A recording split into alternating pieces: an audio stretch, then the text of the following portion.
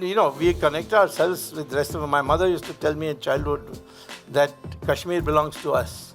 I said, how can Kashmir belong to us? We belong to Madurai, so far away. She said, no, our Gotra is Kashyap, and Kashyap created Kashmir. So therefore it belongs to us. See?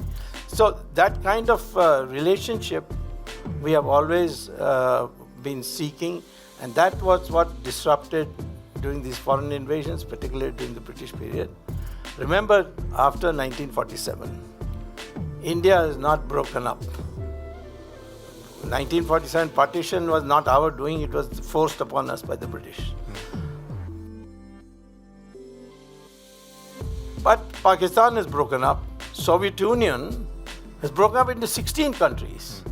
Yugoslavia is broken up into 4. Indonesia into 2. You can see a large number of countries are broken up, which were considered once upon a time to be one country.